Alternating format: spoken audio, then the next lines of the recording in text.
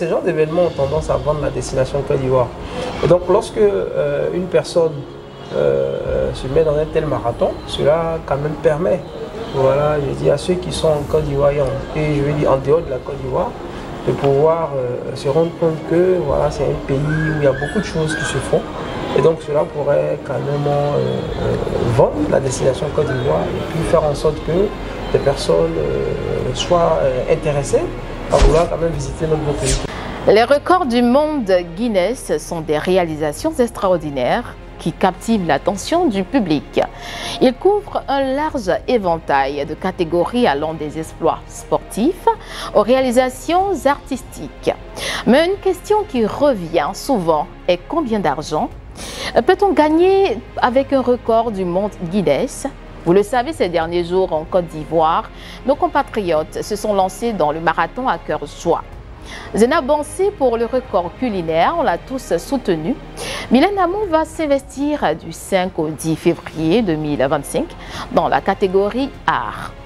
Mais dans tout ce microcosme, que gagne la Côte d'Ivoire en termes économiques?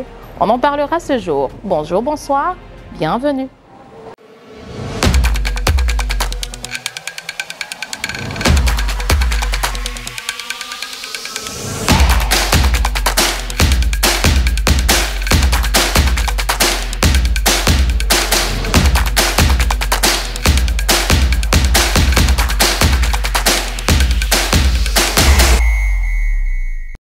Alors, bienvenue sur Alerte Info News. Un plaisir de vous savoir nombreux sur la chaîne. Le record du monde Guinness.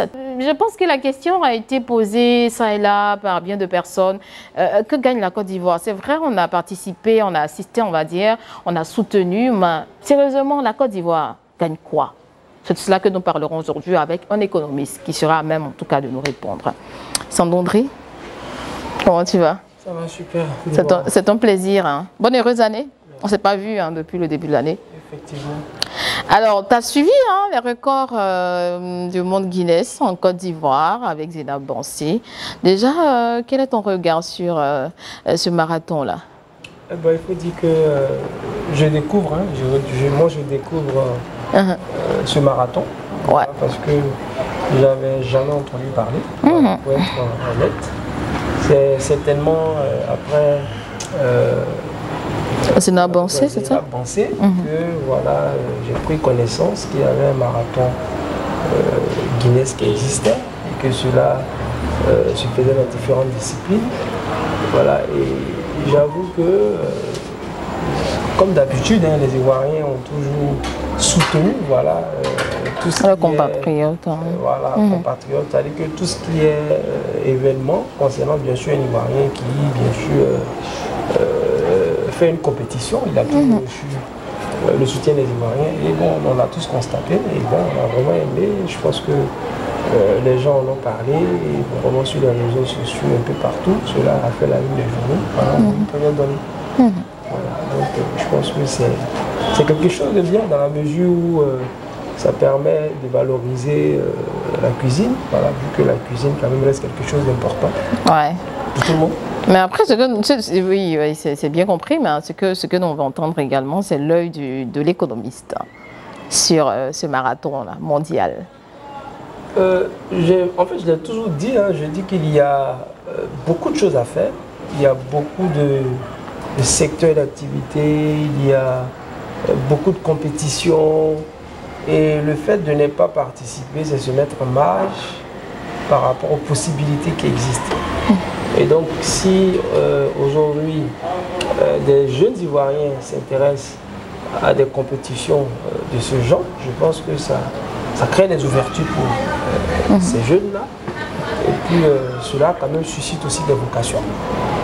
Voilà, et je pense que pas de façon directe, les retombées du marathon, mais je pense que de façon indirecte, cela pourra apporter beaucoup à la Côte d'Ivoire et je dirais même à la jeunesse. Donc avant de parler des retombées pour la Côte d'Ivoire, parce que c'est le centre même de notre échange aujourd'hui, on va parler des avantages qu'ont tiré ces recordman. Donc ces personnes qui se sont lancées dans la compétition, Zénab a dit que Guinness ne lui avait rien donné.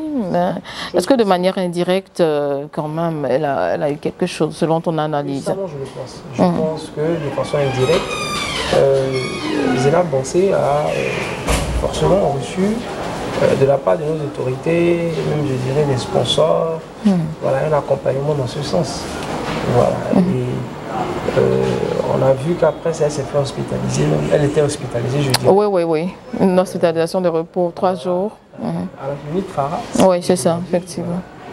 Et bon, tout le monde sait que c'est pas donné à tout le monde de souffrir d'un tel luxe, voilà, dans un tel contexte. Mais je vais dire, quelque part, il y a forcément un accompagnement. Tant au niveau même de nos autorités qu'au niveau des sponsors aussi, qui ont accompagné cet événement. Voilà. Quand on est un peu dans le domaine culinaire.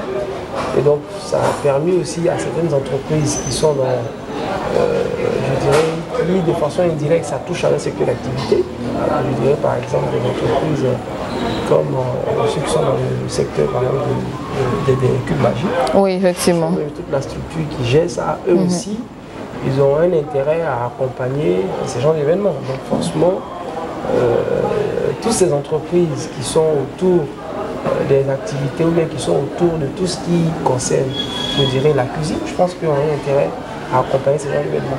Et donc, ça leur permet de faire, ça leur donne de la visibilité. Et donc, en retour, franchement, les personnes qui organisent ces événements-là ont franchement un retour sur les Zénab a dit qu'elle avait éjecté des millions dans l'organisation en fait, de son marathon. C'est vrai que ce n'est pas un commerce, mais est-ce qu'on peut dire qu'elle a eu retour sur investissement? Je pense qu'il y a un retour sur investissement. Zénab Bansé ne peut pas nous dire que voilà, elle a investi des millions et qu'elle n'a pas encore eu, elle n'a pas eu de retour sur investissement. Moi, justement, ouais. Voilà, je ne peux pas mener une telle campagne et puis dire qu'on sort bredouille. Ça c'est clair. Voilà, elle a dû en tirer beaucoup de revenus. Voilà, et je pense que on ira la rendre visite cette année. Mais pour les informations qu'on a, elle a reçu des dons, des vivres. Voilà, donc en tout cas, il y a un retour sur investissement. Mais André, en réalité, n'a pas été cachotière. Elle a dit, voilà, pour ce que nous on a vu, que Guinness ne lui a rien donné pour l'organisation de tout ce qu'on a vu. Mais à contrario, on sait très bien qu'elle s'est fait des sponsors, il y a eu quand même des dons. Et puis, on interprète par ricochet que voilà, elle a quand même eu quelque chose. De son discours à la nation pour la nouvelle année, a dit son nom et tout ça. Donc je pense que le président va se permettre de dire le nom de quelqu'un comme ça, simplement. Sans toutefois envoyer un protocole là-bas. Donc je pense que le chèque qui est parti, je pense que on peut quand même nous le dire. Oui, voilà. Il y a eu tellement de promesses d'argent, promesses, comme on a dit, de matériel et autres. Mais progressivement, les gens... On lui aurait proposé un chèque et que ça n'a pas été payé, on dirait encaissé pour elle, c'est comme ça que ça se passe. C'est l'économiste qui a parlé. Comme ça, on aidera à faire du recouvrement. Oui, d'accord. On aborde maintenant la question. C'est tout beau, ce qu'on a dit. Mais la Côte d'Ivoire gagne quoi? En termes économiques ou pas, on gagne quoi? Ces genres d'événements ont tendance à vendre la destination Côte d'Ivoire. Et donc lorsque une personne se met dans un tel marathon, cela quand même permet, voilà, je dis à ceux qui sont en Côte d'Ivoire et je veux dire en dehors de la Côte d'Ivoire, de pouvoir se rendre compte que voilà, c'est un pays où il y a beaucoup de choses qui se font. Et donc cela pourrait carrément vendre la destination Côte d'Ivoire et puis faire en sorte que des personnes soient intéressées à vouloir quand même visiter notre beau pays qui est la Côte d'Ivoire. Et donc je pense que cela peut avoir des retombées pour différents secteurs d'activité, et surtout par exemple pour le secteur de l'hôtellerie, mais je dirais même voilà, de façon plus générale le secteur du tourisme. Et donc par ricochet, tout ce qui est hôtellerie et tout ça peut être impacté par de tels événements. Après, on se demande, est-ce qu'on en dépense plus qu'on en reçoit? Par exemple, dans l'organisation du marathon de Zénab, et puis aussi pour le marathon à venir de Mylène Hamon, Le gouvernement est vraiment investi, le ministère des Sports lui a donné le parking du stade Ebampe pour le faire. Je me demande bien, est-ce qu'on ne fait pas sortir assez d'argent? Le gouvernement ivoirien dans son rôle, voilà, à travers le ministère de la Culture, de valoriser tout ce qu'on a comme compétences, comme valeur ici en Côte d'Ivoire. Et donc s'ils investissent dans ce genre d'activité, je ne pense pas que c'est un investissement gratuit. Voilà, je sens cela un intérêt pour les personnes déjà qui on appelle ça, sont dans ces secteurs-là, qui disent qu'ils sont des artistes. Voilà. Et donc je pense que ça permet quand même de valoriser ces personnes-là et de leur dire que, voilà, quelque part, comme on le dit, il n'y a pas de solétine. C'est ça, effectivement.